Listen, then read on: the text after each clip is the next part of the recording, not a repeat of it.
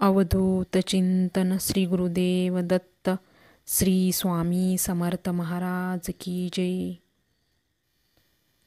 गुरुचरित्राचे पारायण करताना आपल्याला अतिशय काळजीपूर्वक करावी लागते।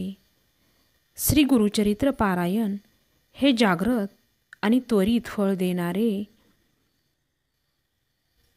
आहे, पण हे करताना सुद्धा आपल्याला एक कडक नियम पाळावे लागतात। आपण जर मनोभावे नियम पाळून पारायण केले तर आपल्या मनातल्या सर्व इच्छा नक्कीच पूर्ण होतात।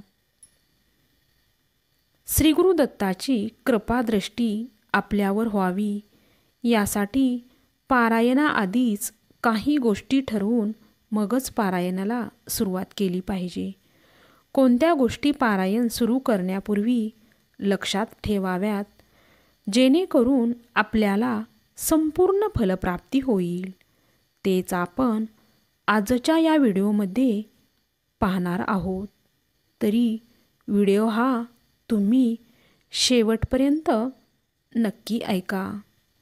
श्री गुरुचरित्र पारायण 3 दिवस, 7 दिवस किंवा 11 दिवसाचे करता येते। आपल्या इच्छेनुसार आपण हे पारायण किती दिवसाचे करावे हे ठरवावे। दररोज किती अध्याय वाचायचे हे आपल्याला किती दिवसाचे पारायण करायचे आहे यावर अवलंबून असते। 3 दिवसाच्या पारायणात दररोज 18 अध्याय, 7 दिवसामध्ये दररोज 7 अध्याय आणि 11 दिवसामध्ये दररोज 4 अध्याय वाचायचे आहेत।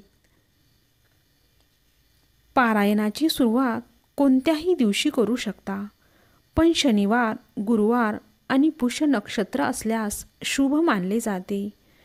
गुरुचरित्र पारायणाची मांडणी कशी करायची?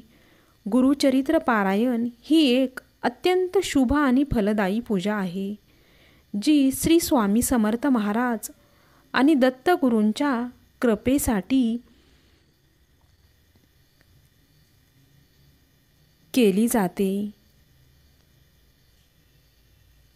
दत्तगुरूच्या कृपेसाठी या पूजेची मांडणी योग्यरित्या करणे गरजेचे आहे, जेणेकरून आपल्याला पूजेचा पूर्ण लाभ मिळेल। पूजेची तयारी: सर्वप्रथम आपले देवघर स्वच्छ धुवून आणि पुसून घ्या।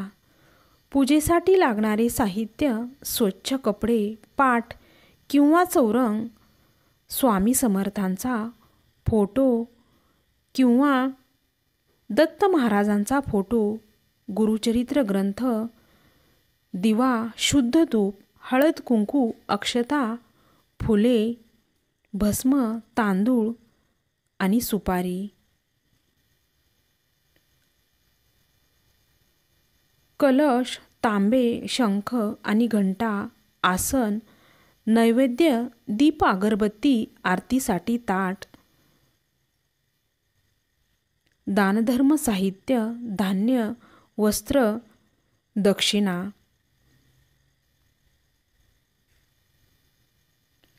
आता सर्वात आधी दीप प्रज्वलित करून घ्यावे। त्यासाठी शुद्ध तुपाचा दिवा प्रज्वलित करून त्याची पूजा करा। हळद कुंकू आणि अक्षता वाहून फुले अर्पण करा। आपल्या पहिल्या 3 बोटांनी भस्म आपल्या कपाळाला लावा, छातीला लावा। कलश स्थापना: शुद्ध जलाने भरलेला तांब्या घेऊन त्यात हळद कुंकू, अक्षता आणि फुलं टाकावेत।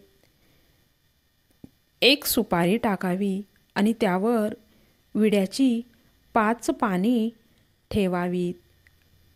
गणपती बाप्पाच्या शेजारी चौरंगावर थोडेसे तांदूळ ठेवा आणि त्यावर कलश स्थापित करावा। कलशावर खालून वर कुंकाने रेषा काढाव्यात आणि त्याची पूजा करावी। दत्तगुरु पूजन: स्वामी समर्थ महाराजांचे पूजन।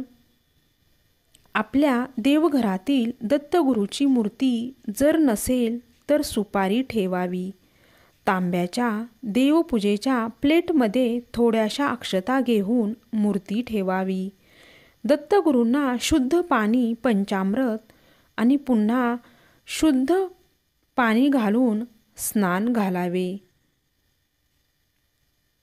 त्यानंतर पुरुष सूक्ताचा अभिषेक करावा.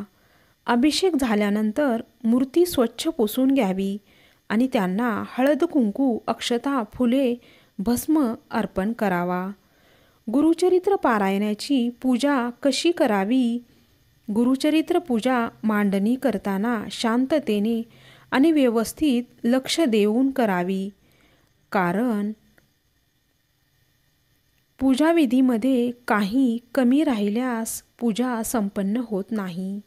देवघरातील शंख आणि घंटा घ्याव्या. उजव्या हातात शंखाची आणि डाव्या बाजूला घंटेची स्थापना करावी. शंखाला गंध लावावा आणि घंटेला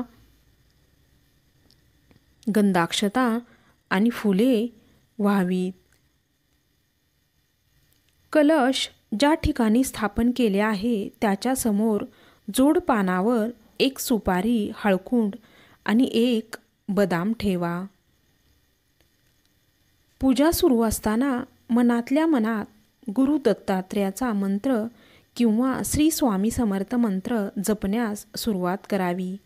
स्वामींचा फोटो, नवनाथ महाराजांचा फोटो आणि गुरु दत्तात्रेयांचा फोटो यांची पंचोपचार पूजा करावी.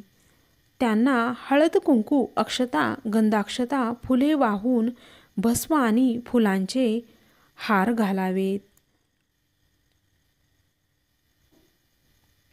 जो फोटो तुमच्याकडे असेल त्या फोटोची पूजा करावी.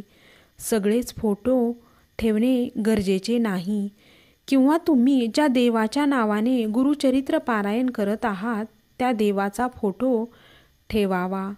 आपल्यासाठी आणि दत्त महाराजांसाठी आसन ठेवावे. दत्त महाराज पारायणाच्या वेळी फेरी मारत आपले वाचन श्रवण करतात अशी दत्त भक्तांची भावना आहे. चौरंगाच्या पुढे एक पाट किंवा चौरंग ठेवावा. गुरुचरित्राच्या पोथीसाठी हे आसन आहे. रोज पोथी वाचन करताना या आसनावरच ठेवून वाचन करावी. पाटावर स्वच्छ वस्त्र ठेवावे. त्यावर थोडी अक्षता आणि गुरुचरित्राची पोथी ठेवावी.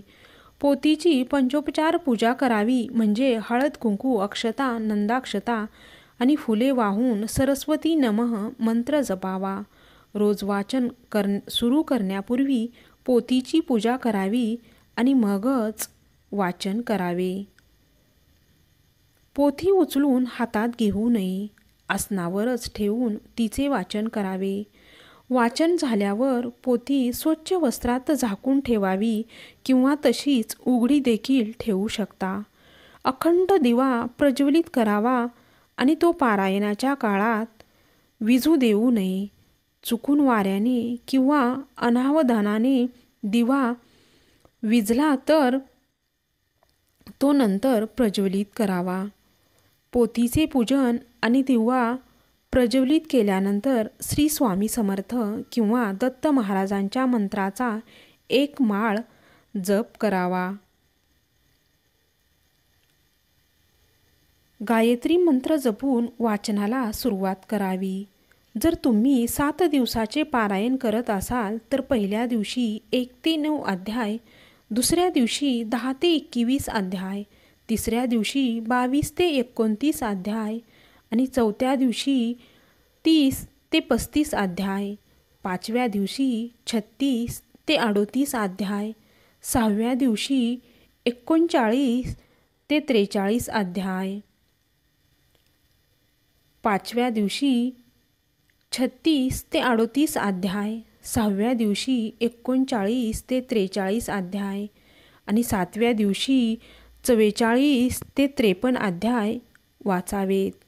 रोज वाचन झाल्यानंतर सकाळ संध्याकाळ गुरुचरित्राच्या पोथीला आणि दत्त महाराजांना घरात बनवलेल्या अन्नाचा नैवेद्य दाखवावा. सकाळी आणि संध्याकाळी दोन्ही वेळा आरती करावी. आता पाहूया गुरुचरित्र पारायणाचे उद्यापन विधी आणि उद्यापनानंतर काय करावे. गुरुचरित्र पारायणाचे उद्यापन करताना या गोष्टी लक्षात ठेवा. दत्त जयंतीचा उद्यापनाचा शेवटचा दिवस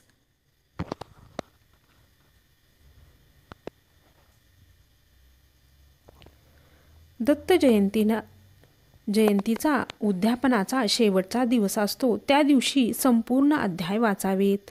लक्षात ठेवा की हा शेवटचा दिवस उपवासाचा आहे.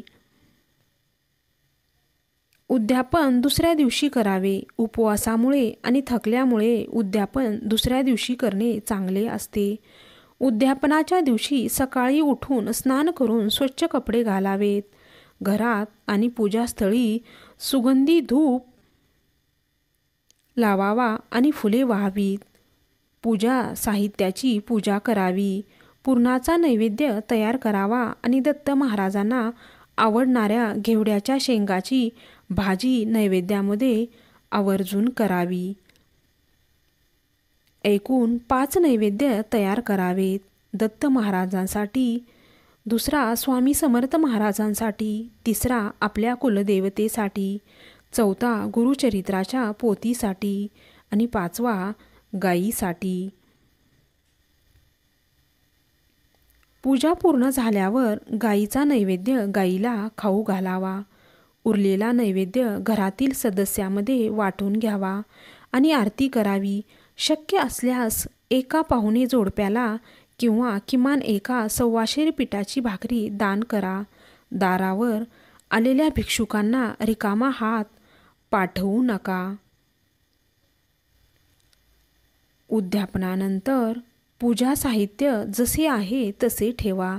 दुसऱ्या दिवशी सकाळी संपूर्ण पूजेवर पुन्हा गंध अक्षता आणि फुले वाहा आणि पूजा हलवा. पूजा साहित्याचे विसर्जन कलशातून तांब्यात घेतलेले पाणी घराच्या आजूबाजूला शिंपडा. नारळ फोडून प्रसाद बनवा. सुपारी, हळकुंड, बदाम आणि विड्याची पाने पाण्यात विसर्जन करा. श्री स्वामी समर्थ. ओम राम चिरंजीवी नमः. दत्त महाराजाचा मंत्र किंवा विष्णू सहस्त्रनाम मंत्र जपावा. श्री स्वामी समर्थ. आजचा व्हिडिओ जर तुम्हाला आवडला असेल तर नक्की लाईक करा. धन्यवाद.